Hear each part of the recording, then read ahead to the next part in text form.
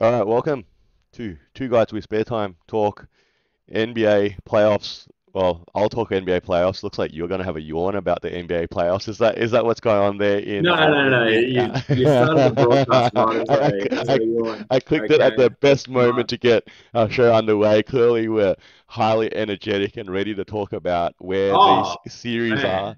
man, Man, you sent I'm me keen to go. you Keen to sent me go. a message. You got some opinions, obviously, about these T-Wolves. I've got some opinions about the Knicks. And did you notice also the draft lottery came into Atlanta City, right? Good Just on them, right? under So the radar, huh? Under yeah, the crazy, radar. crazy That one. is But well. what do you want to start Let's. with? I feel like let's start. Let's start with Denver and Minnesota because it is the big talking point. It's the most unique series that we currently have, and I guess if you had to put a percentage chance out of each of the matchups for one of the winners to go on to win the championship, so e.g., if Denver or Minnesota wins this, their chances of winning the title are quite high because you look at the rest of the brackets and you feel confident that Minnesota and the Nuggets currently feel like the best teams, or at least two or three of the best teams. So, um, very unique series in that the away team has won every game so far. So, obviously everyone knee jerked to, oh my God, Denver's done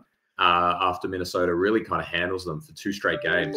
And then Denver comes back to Minnesota and kind of does the exact same thing. And now it's tied up and home court's restored and it's a 3 game series and however how you want to frame it. And I think I picked the Minnesota Timberwolves in 6. I think I swerved on this one.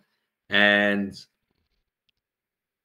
I mean, it's interesting. If the roles are reversed and Denver won the first 2 games and Minnesota just won their two, we'd probably be using that momentum to say, oh, well, maybe Minnesota's got a shot.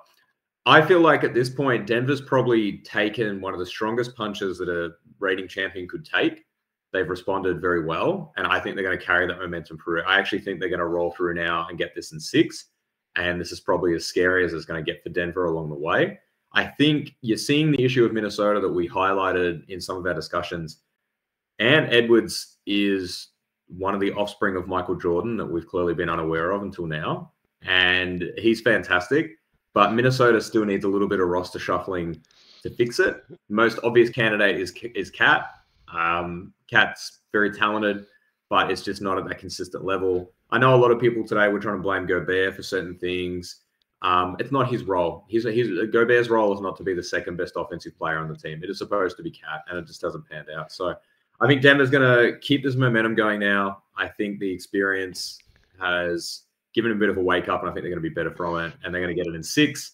Man, You you agree? you Clearly, you let's move you you on. you make me laugh every week, man. Like, could you be the most poster boy for freaking, jumping on trains and jumping off trains sometimes, right? This Wow.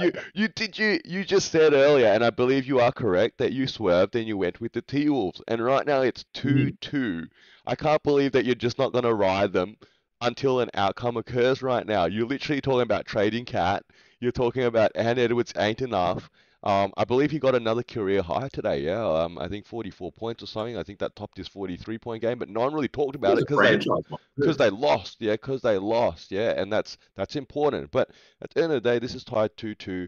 I picked the Nuggets, and right now I'm saying Nuggets in 7, and I think it's going to go all the way. And when it goes to 7, let's be clear, that's one game now. You're playing now one game. Yeah, after all this grind and lots of money for ownership there and for the organizations, the more games, the more money, right? It comes down to one game, 48 minutes, and the team that shows up better, and either of these teams, like you said, are contenders in this sense this year. Um, can walk away with a W. And look, I think the Nuggets have the experience. They have Jokic. They have, Murray now has showed up and started to, really put an imprint on the series. And I saw, AG, crazy, right? 11 from 12 today. What a crazy stat line. This is the guy that Hmm. Orlando couldn't find some sort of role for, and now he goes to the Nuggets and, obviously he's playing his role perfectly in that sort of sense. And yeah, look, I think it's going to go a wire. So I'm basically saying the next 2 games are going to get split. It's going to go back to game 7 here in Denver. And I guess I'm saying Denver's going to get it. Yeah. But yeah, I'm not. I wouldn't be jumping off the T-Wolves bandwagon right now. But hey, you already like let's trade everyone, even though we're only No, tied in no, the I'm middle done. of the I'm done. series, huh? I'm done. I'm already ready for the off-season moves pod that we're So overdue to so do. so so when the T-Wolves win through the next round, I'm gonna play this back for you, right?